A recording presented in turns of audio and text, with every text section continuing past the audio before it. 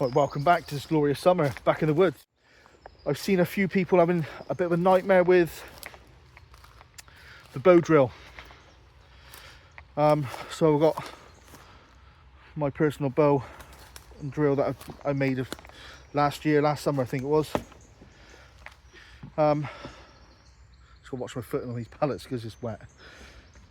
Don't want to fall over on camera, especially in these boggy areas. Pallets are just palleted the areas where it's mainly boggy, so get across with ease.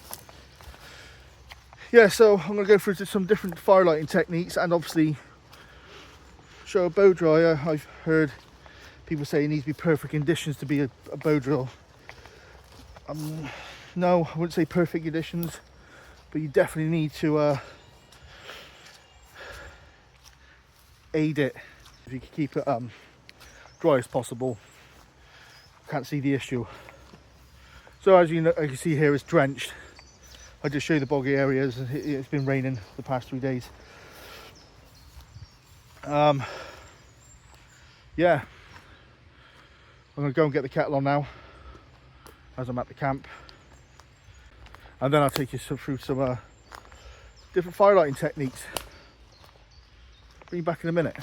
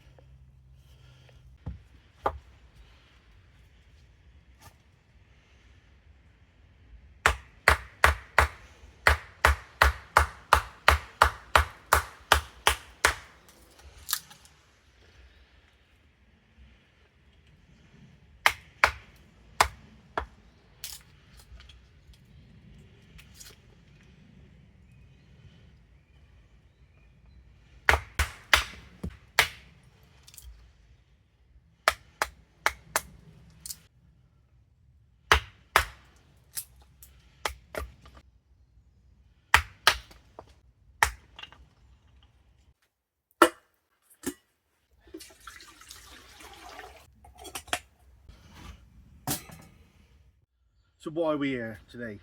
What I'm going to show you is certain methods of firelighting. Basic, very basic, but simple methods that I keep in my firelighting kit at all times.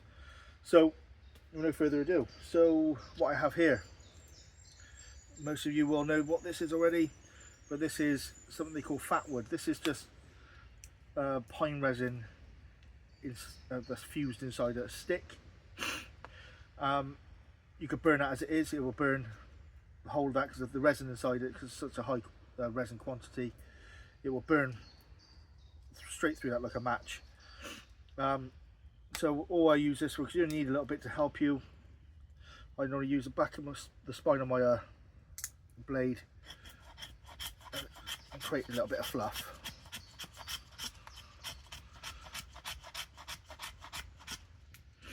So all I've done there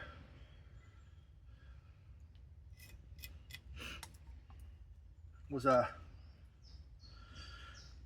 got a little bit there, a bit of fluff, then you can generate something slightly bigger. That should be enough. That'll take a spark, but you can also, to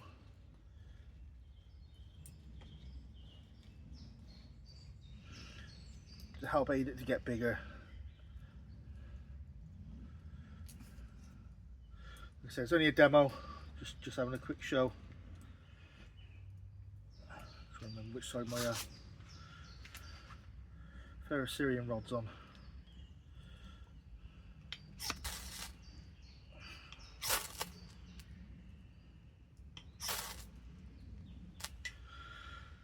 So there you have it.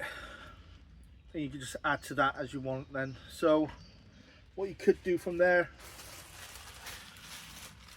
is add, one quick about it.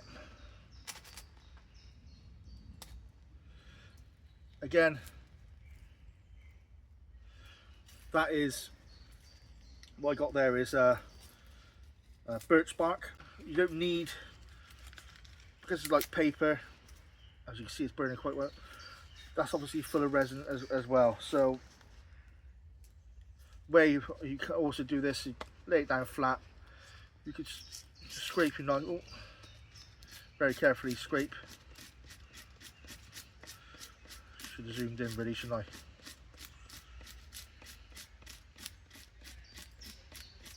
So all I'm trying to do is create a powder. Okay, obviously not on a windy day and no one with bad guts to be around this. I would just blow it away, and that's what you don't want.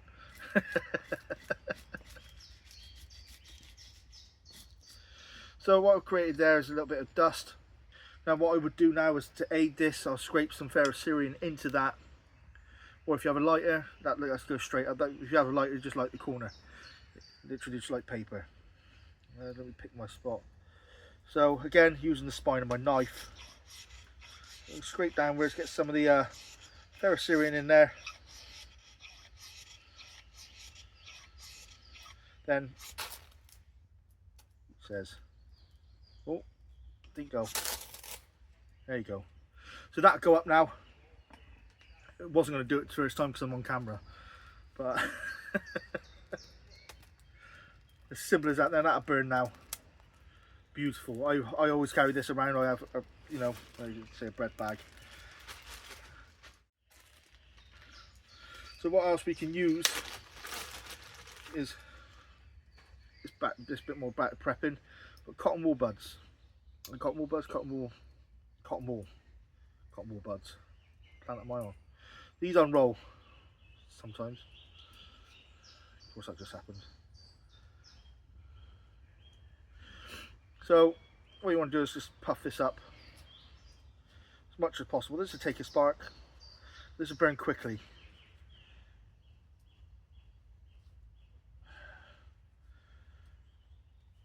I keep these for an emergency only, but you know, they go straight up that. So what we want to do now is slow that down. So what you can add is petroleum jelly, i.e. in UK terms that is Vaseline. Now you can, if you want to, you can boil, I should wear gloves, boil Vaseline up, which goes to like a liquid form. There we go. Or what I've done is just scooped it, yeah, boil it up so it goes to liquid form, then dip these in there and then just soak it up. Probably a better way of doing it. I just got no pot to want to even ruin. So all I do is get one of these, scoop it, roll it back up and put it in my kit again. So again, you want to put a spark to this.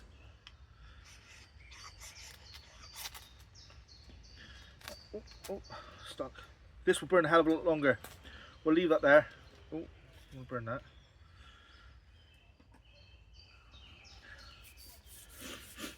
And that's what I would recommend do. Otherwise, as you see how fast the cotton wool burnt without the Vaseline or petroleum jelly, whatever you want to call it, wherever you are in this world, because how fast it burns without it, I would highly recommend it.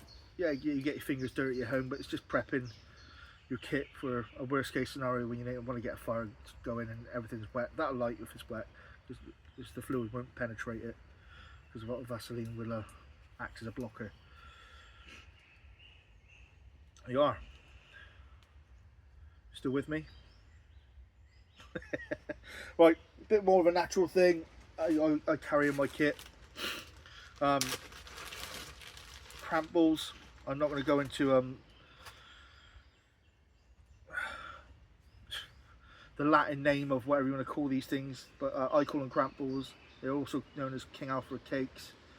There's probably a number of names, but this grows on fallen ash on the underside normally. When you pick it, could be quite moist. It's good just to pick, take home, put in your windowsill or and let it dry out naturally. Once it's dry, it's like a, see all the ripples and that, was it ripples? So you put a spark to that, that will burn slowly like a cigarette. Let's put a spark to it. And there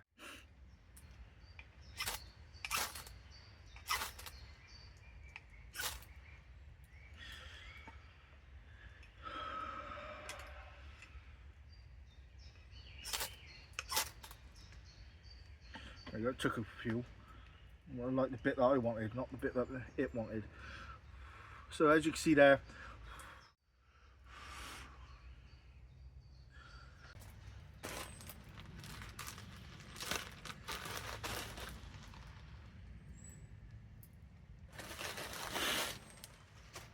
to this bit here, it's going nicely.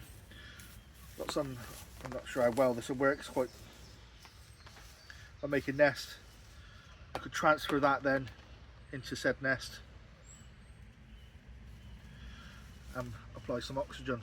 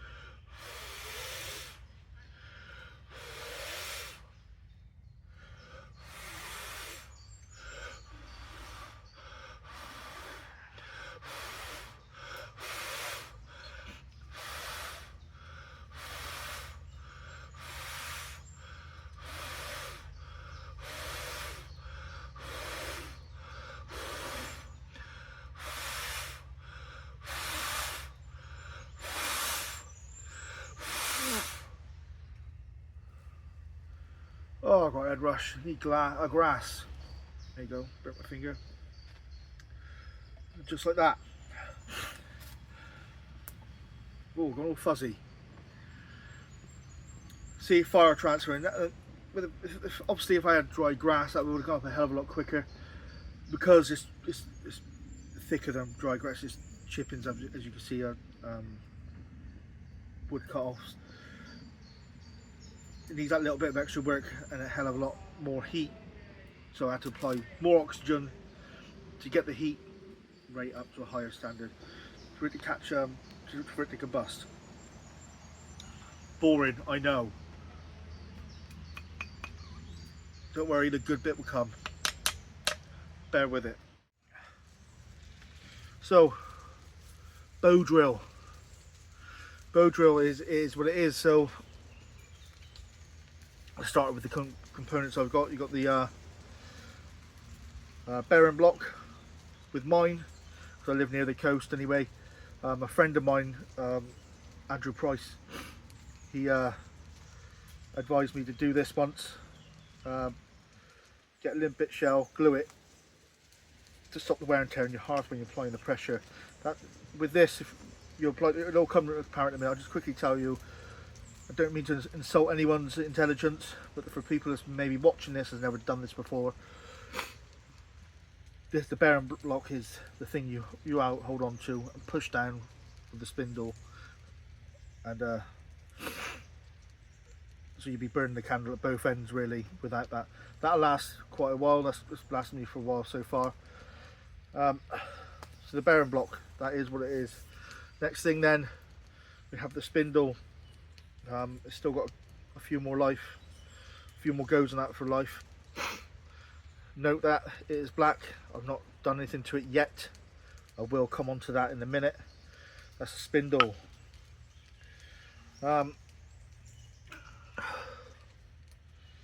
We have here is the hearth board. Okay. As you can see there, it's been used a few times. This whole set's been used on this only so far. I've only had it around about a year. This is fantastic. Still got a fair bit of use in that.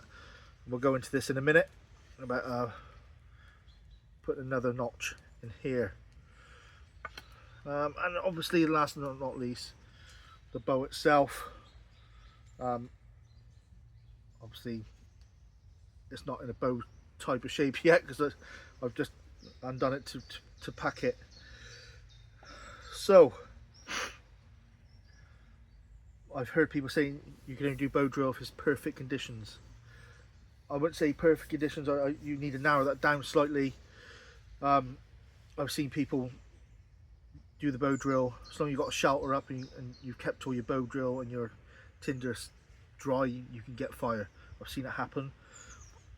Hard work. It wasn't easy when I watched this person do it, but it happened. And yeah. So where am I going with that then? So all I'm saying is, if you get a little bit of moisture inside your hearth board where you're drilling, yeah, if you sweat into it, it's gonna prolong the administration of physical work to create your flame, to create the heat for that, because obviously water has a reverse effect on anything heat wise. So to that end, there's a few things we need to do first. First thing first, before I go and do anything, I need to create another notch. Once I create a notch, I need to burn it in. And once I burn it in, I'll cut the V shape into that, and then that is good to go. But there's something else that goes underneath that to catch all the ember. I normally use a bit of I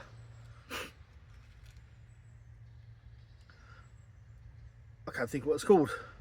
A bit of birch bark to catch the ember, to transfer it, and maybe I might transfer it into that because it's so delicate.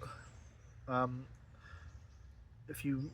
you've got the ember, you need to leave it a little bit, let it warm up a bit with its surroundings, then take away carefully your hearth. So once you've carefully taken that away, and then delicately I might just transfer it into that and then put that into the nest and create fire that way. If you do it too fast, you're creating wind, unnecessarily wind, and because it's so delicate, once if the ember bud collapses, it's just going to cool down really quickly, and then you lose your heat. You use your little ember, your little orange ember. But once it's warming up, it's nice and slowly, it gets stronger and stronger. You know, you can blow on it and it'll be sound, and you transfer it onto your nest or onto something like that and create your fire. So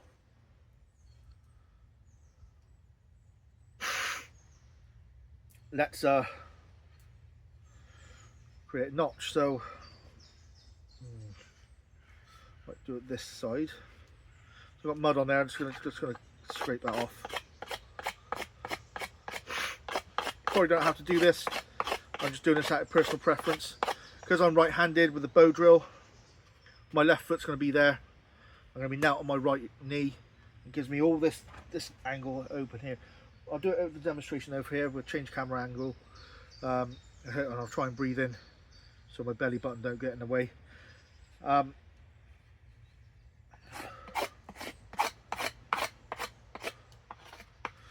So what we're going to do is, where am I going to do it? It's going to be facing me. So I want it nearest this edge. As you can see, try and get near, as near when I was that side. All the V's were was facing me. So I'm going to do the same this side. I know I'm boring, it's going into boring detail here, but it will help people. So I'm going to measure out around about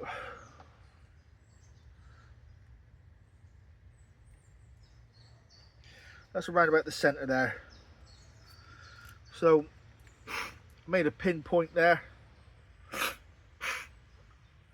keeping that dry at all times. If it drops on this wet floor, I'm going to have a nightmare as it is, because I'm unfit. I'll have a nightmare if it's wet, even bigger nightmare. My fat cells will be crying all over the place. So I'm going to put my knife where I've made that notch. I'm going to put the pinpoint in, then I'm going to carefully just try and make the notch bigger.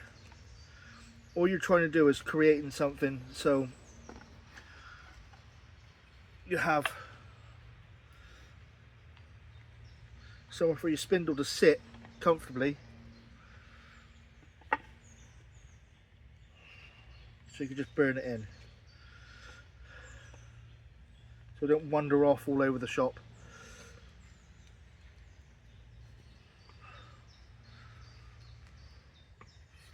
So what I've done there, I've created something there. Sorry, maybe too high. And that's enough for this spindle to sit into for now. And we'll set the bow up. I'll set you up another angle. I'll burn you in. I will burn this in, and then we'll go from there. So you need, when I say perfect conditions, when I hear people say perfect conditions, what you need it to be in is the driest place possible. If there's any dampness or anything with the kit you're using, or if you're transferring it from your feet onto the spindle itself or the hearth, you know, you might as well just give up, because you ain't gonna get fire, and you'll just be drilling and just depleting your energy. But I saw some people, they saw smoke, the hearth coming from the hearth, but then they stopped straight away. So the rule of thumb is, I've got my bow there, I'm not sure that's gonna be tight enough. Go in on the inside, come back with this, that's the top end with a small point. Go in on the inside, if you can see that, come back on myself. He says, "Argh." Yeah, a little bit, there we go. There we go. Might be too tight. So that's on the outside, the loop. Oh, too high.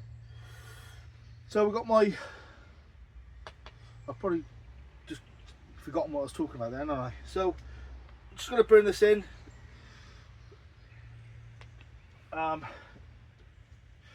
As you can see, I'm in full control of this. When you're using the bow itself, you want to make sure you're not digging this into the ground, and you're using the full length of your string. Because you start smacking into the ground accidentally, you need to be aware of what you're doing. But for this first thing, all I'm going to do is just create somewhere for this to sit nice and comfortably and snug, like so.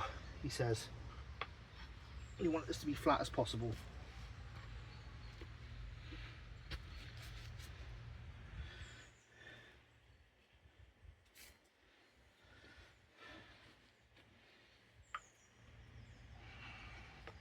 So my left leg going down to my foot, supporting the hearth itself. A bearing block.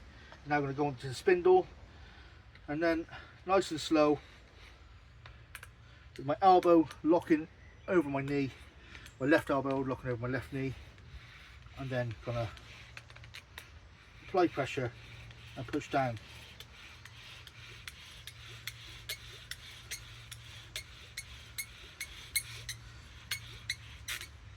I'm comfortable with that. I'll bring my foot in a bit more. Bring my knee in. There we go.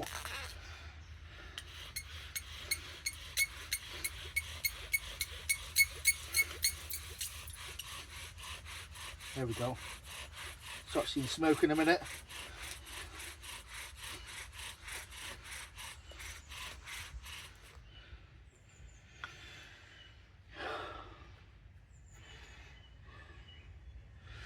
So I'm happy with that.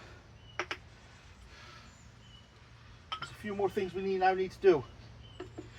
So I need to cut a V into that. And then before I start my fire, I then need to take away the burnt edges off that and create a lot more edges.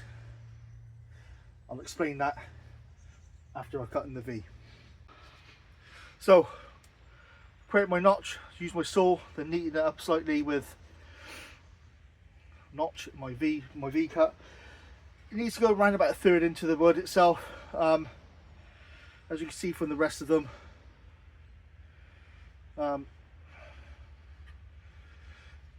But now we need this to stay as dry as possible, okay? So now, in a minute, put that in a position where I put my foot, because we don't want this to lift off the floor like that, then all my dust to be going down, cooling down. You want to keep it compact as much as possible inside that V joint, so it stays there and it creates the heat and it combusts into an ember. So what I've got here is my spindle.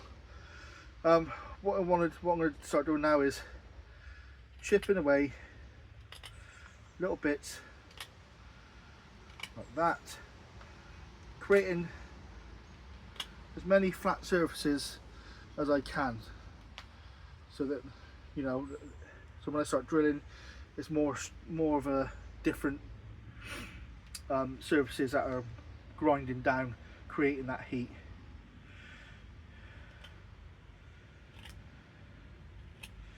So what I'm going to try and do now, so where I've made those cuts there, where the apex is, I'm just going to come back in on myself and just chip away there on each one.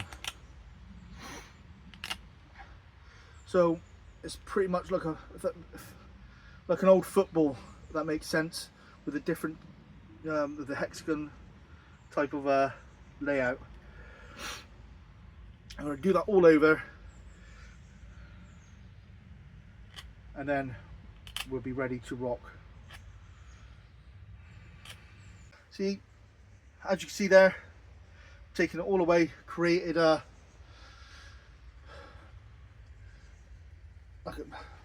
like a football-y layout type of effect.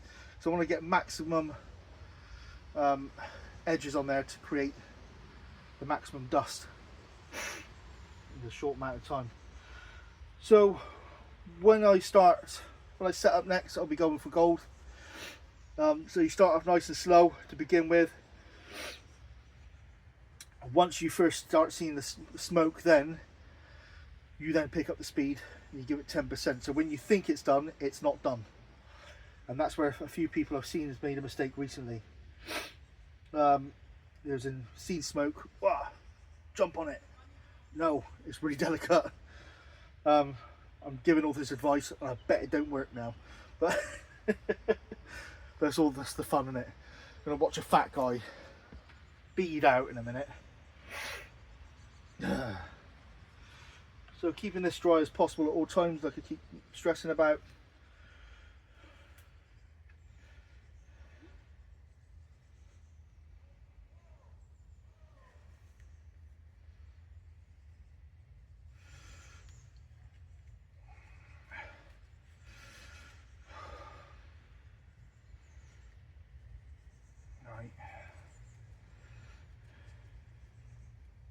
Again, in the inside, so the top is going to go down first. I come back on myself and create that loop.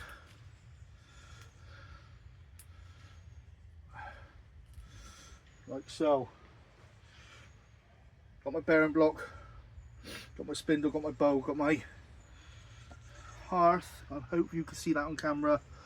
You don't need my fat head in this, so let's make sure we definitely got this. So again, I'm right-handed. I'm pushing the pressure down, and we start.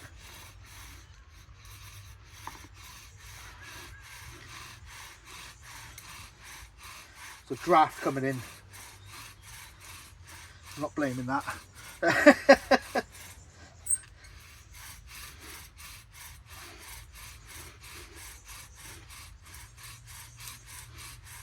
So we begin to smoke. We pick up speed a little bit.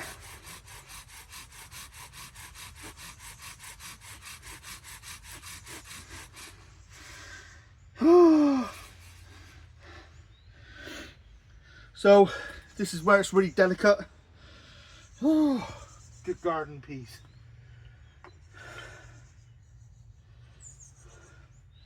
We get my transfer. We've got my nest there. Oh, you can see there, we have ember. Okay, happy. I'm going to transfer that to that because this is more stable.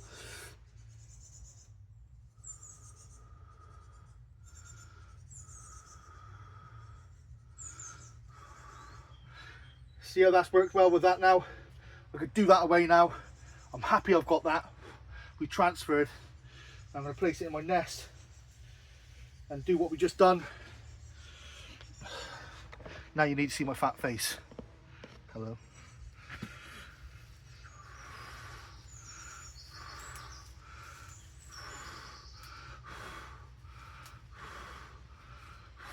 I found it.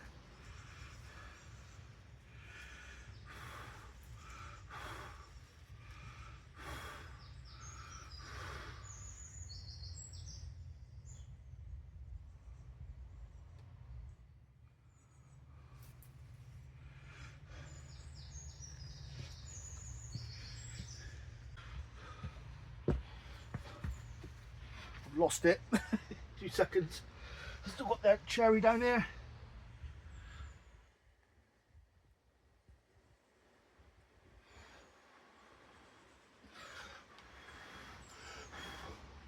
Oh, I ain't cutting any of this, so you can see it in real time. To be fair, I'm gonna try and put that on there. Put you in there as well.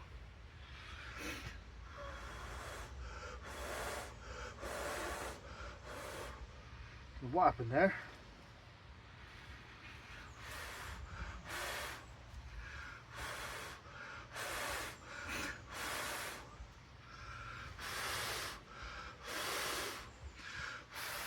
See what we have? Now it's beginning to smoke. There we go.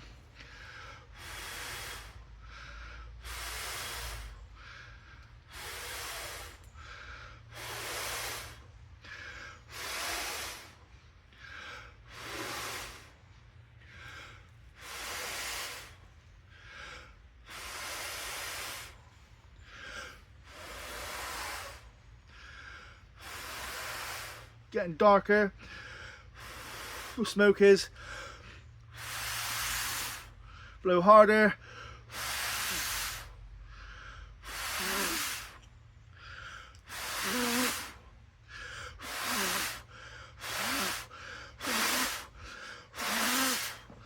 There you go. When it goes dark and greeny, browny, like a thick, cloudy smoke, you know it's nearly there. And there we have it. And I nearly lost it. Oh, I didn't know what I was going to do. I'm going to have to redo it. I would have been crying. So there we have it. That's the end of the video, people. So just to summarise, I've just shown you a few aids you can use to help you light a fire. And to end with the bow drill itself. This is my personal kit. I've made this from this wood. Does need to be dry conditions. I'm not going to argue with that.